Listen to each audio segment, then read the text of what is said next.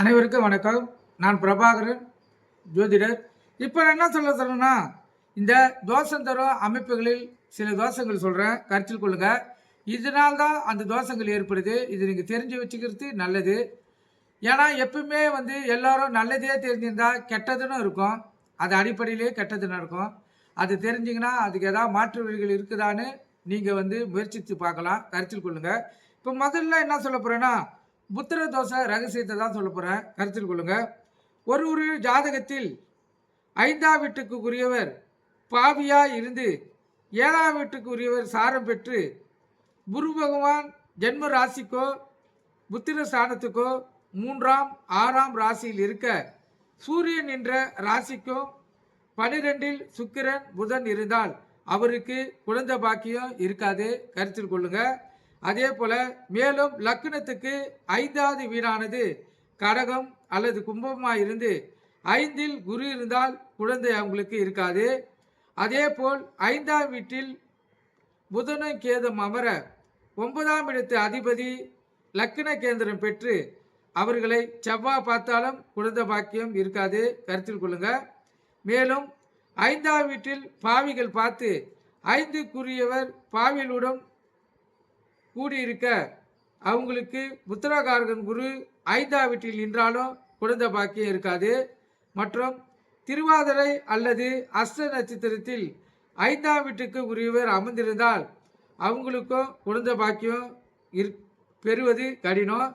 அதே போல் 5ஆம் வீட்டுக்கு உரியவர் 7இல் இருந்தாலும் பாபரின் பார்வை சேர்க்கை அடைந்திருந்தாலும் சந்திரன் பாவிகளுடன் கூடி கேந்திரம் பெற்றிருந்தாலும் குழந்தை பாக்கியம் அவங்களுக்கு இருக்காது. மேலும் சந்திரனுக்கு 10இல் சனி செவ்வாய் இருந்தாலும் குரு புதன் இருந்தாலும் அவர்களுக்கு குழந்தை பாக்கியம் யோகம் இல்லை. மற்றும் பகவான் 5ஆம் வீட்டில் அமர லக்கணம் அல்லது 4ஆம் வீட்டில் பாவகிரகம் அமைந்திருந்து 5, 9ஆம் வீடுகளில் பாவிகளின் பிடியில் இருந்தால் அந்த ஜாதகருக்கு குழந்தை பாக்கியம் இல்லை. கருத்தில் கொள்ளுங்க. மீறி பிறந்தாலும் அந்த குழந்தை தங்காது. அதே போல் 5ஆம் வீட்டுக்கு உரியவர் 6ஆம் வீட்டுக்கு உரியவருடன் சேர 12ஆம் வீடு 6ஆம் வீடு பாவத்துடன் ஆதிக்கத்தில் இருந்தால் குழந்தை பிறந்து இறக்கும்.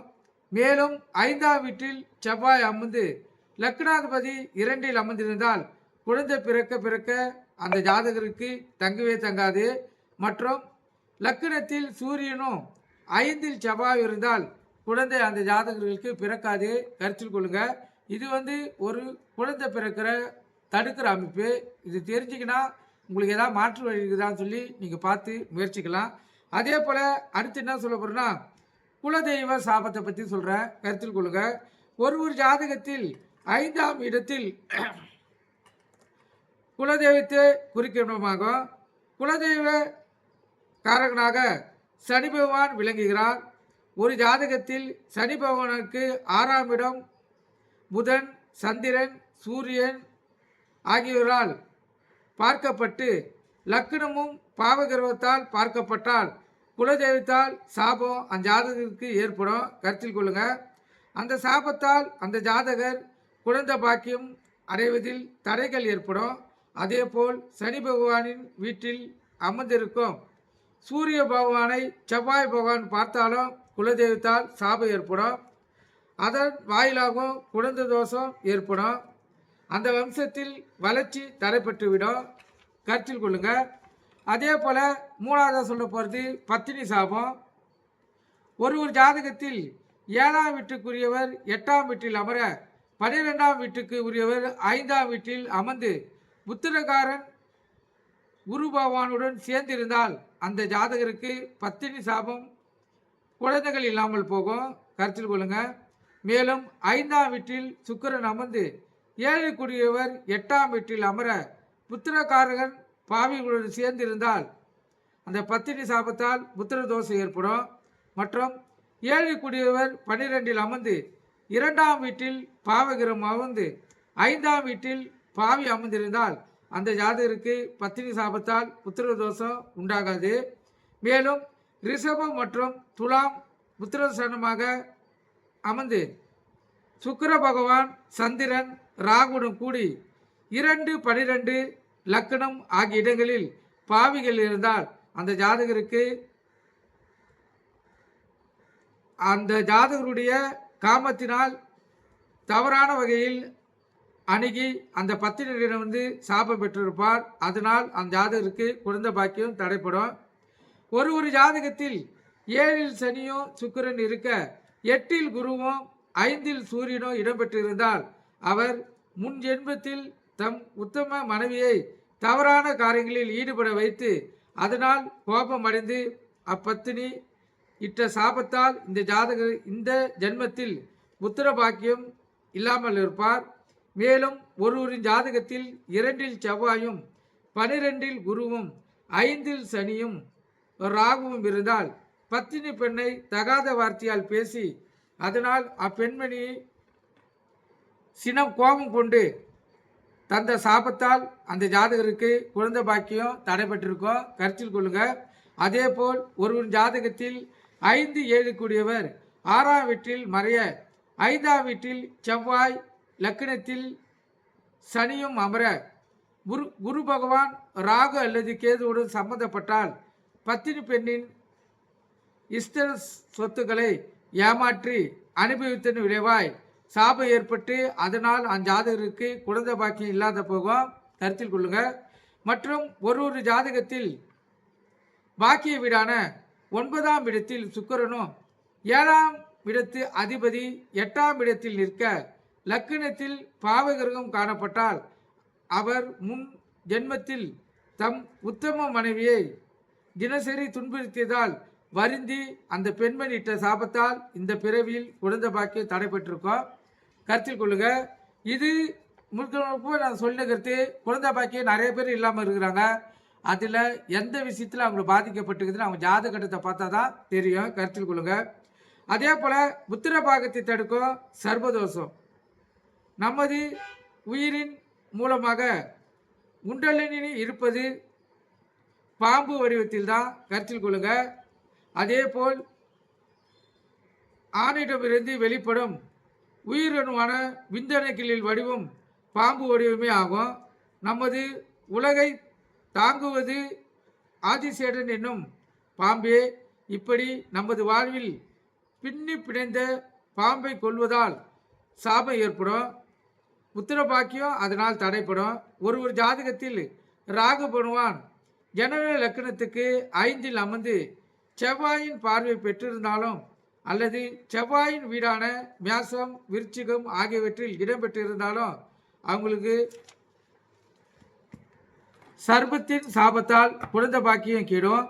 அதே போல் 5ஆம் வீட்டுக்கு உரியவர் ராகுவுடன் சேர்ந்தும் சனி பகவான் புத்திரன் ஸ்தானத்தில் அமர்ந்திருக்க சந்திர பகவான் 11ஆம் வீட்டில் இருந்து சனியை பார்த்தால் பாம்பின் தோஷத்தால் புத்திர பாக்கியம் கீடும். மேலும் குரு பகவான் ஒருவரின் லக்கணத்துக்கு பாதஸ்தானத்தில் அமர்ந்து அவருடன் ராகுவும் சேர்ந்திருக்கும் நிலையில் லக்னாதிபதியுடன் செவ்வாய் சேர்ந்தால் சர்பதோஷத்தால் குழந்தை பேரு தடைப்படும் அந்த ஜாதகருக்கு. அதே போல் குருவுடன் செவ்வாய் சேர்ந்திருக்க ராகுவுடன் லக்னாதிபதி சேர்ந்து எங்கு வேண்டுமானாலும் காணப்பட 5ஆம் வீட்டில் சந்திரன் இருந்தாலும் பாம்பின் சாபத்தால் குழந்தை பாக்கியம் தடைப்படும்.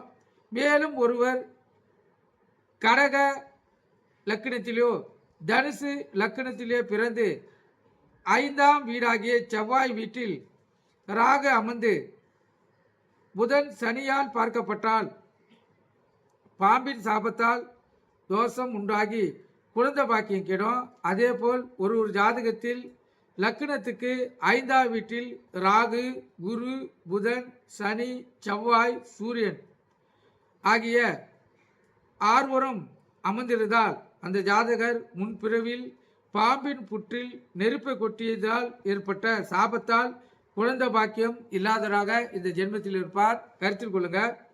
இப்போ புத்திர பாகத்தை தடுக்கும் தாயின் சாபத்தை சொல்கிறேன், கருத்தில் கொள்ளுங்க. ஒரு ஜாதகத்தில் லக்கணம் கடகமாகி லக்கணத்திலேயே செவ்வாய் ராகு அமர்ந்திருக்க சந்திர பகவான் புத்திரஸ்தானத்தில் நீச்சமாகி அதாவது 5ஆம் இடத்தில் சனியுடன் அமர்ந்திருந்தால் அவர் தாம் தாய்க்கு உணவு அளிக்காததால் பட்டினியால் பசியால் துடிதுடித்து கொண்டிருந்த சாபத்தால் குழந்தை பாக்கியம் அஞ்சாதருக்கு தடைப்படும். மேலும் ஒருவரின் லக்கினத்தில் சனியோ 4ஆம் வீட்டில் ராகு அல்லது கேது அமர, சந்திரன் 7ஆம் வீட்டில் அமர அந்த ஜாதகர் தம் தாயின் சாவுக்கு காரணமாய் விளங்கியதால் ஏற்பட்ட சாபத்தால் புத்திர தோஷம் ஏற்படும். மேலும் 1, 6, 8, 12 ஆகிய வீடுகளில் முறையே செவ்வாய், சூரியன், ராகு, சனி ஆகியவரின் அமர்ந்திருந்து லக்னாதிபதியும் 4ஆம் இடத்து அதிபதியும் 6, 8, 12 ஆகிய இடங்களில் மறைந்திருந்தால் தகாத வார்த்தைகள் கூறி தாயின் மனதை புண்படுத்தியதால் ஏற்பட்ட சாபத்தால் குழந்தை பாக்கியம் அந்த ஜாதகருக்கு கெடும். மேலும் புத்திரஸ்தானவாதி மறைய, லக்னாதிபதி நீச்சமடைய, சந்திரன் ராகு அல்லது கேது அல்லது செவ்வாயுடன் சேர்ந்திருந்தால் தாய்க்கு ஈமக்கடன் செய்யாத காரணத்தினால் ஏற்பட்ட சாபத்தால் அவருக்கு புத்திர தோஷம் ஏற்படும். மேலும் சிம்ம லக்கணத்தில் பிறந்து 4ஆம் அதிபதியான செவ்வாய் ராகு அல்லது கேது அல்லது சனியுடன் சேர்ந்திருக்க அவருடன் சந்திரனும் இணைந்திருந்தால் அந்த ஜாதகருக்கு தாயின் சாபத்தால் குழந்தை பாக்கியம் கெடும். மேலும் ஜென்ம லக்னாதிபதியும் பூர்வ புண்ணியாதிபதியும் 5ஆம் அதிபதியும் 6ஆம் வீட்டில் மறைய, 4ஆம் அதிபதி 8ஆம் வீட்டில் மறைய இவர்களுக்கு குரு பார்க்காமல் இருந்தால் அந்த ஜாதகர் மனைவி அவர் தாய்க்கு செய்த கொடுமையால் மனம் நொந்து அந்த தாய் தன் மகனுக்கு இட்ட சாபத்தால் புத்திர தோஷத்தை பெற்றிருப்பாங்க. கருத்தில் கொள்ளுங்க. மேலும் ஜென்ம லக்னத்துக்கு இரு பக்கத்திலும் பாவிகள் அமைந்திருக்க தேய்பிர சந்திரன் 7இல் அமர, 4ஆம் வீட்டில் ராகுவும் 5ஆம் வீட்டில் சனி இருந்தால் அந்த ஜாதகருக்கு தாயின் சாபத்தால் புத்திர தோஷம் உண்டாகும். மேலும் ஒருவரின் ஜாதகத்தில் ஒழுக்கமுடையவர் 5லும் 5 கூடியவர் 8லும் அமர, 4ஆம் வீட்டுக்குரியவர் சந்திரனும் மறைஸ்தானத்துக்குள் சென்றிருந்தால் அந்த ஜாதகர் தம் தாய்க்கு தங்குவதற்கு இடம் தர மறுத்ததால் ஏற்பட்ட சாபத்தால் குழந்தை பாக்கியம் கெடும். அதேபோல் 6ஆம் 8ஆம் வீட்டுக்குரியவர் பலம் பெற்று 4ஆம் வீட்டுக்குரியவர் நீச்சமோ மறைஸ்தானங்களோ நின்று பலவீனம் பெற சந்திரன் குரு ஆகியோர் பாவிகளுடன் சேர்ந்து காணப்பட்டால் அந்த ஜாதகர் தன் தாயை பிரிந்து வெளிநாடு அல்லது அயலூர் சென்று வாழ்ந்திருப்பார். அவர் தம் தாய் நலம் விரும்பாத இந்த காரணத்தினால் ஏற்பட்ட சாபத்தால் புத்திர தோஷம் அந்த ஜாதகருக்கு ஏற்பட்டிருக்கும்.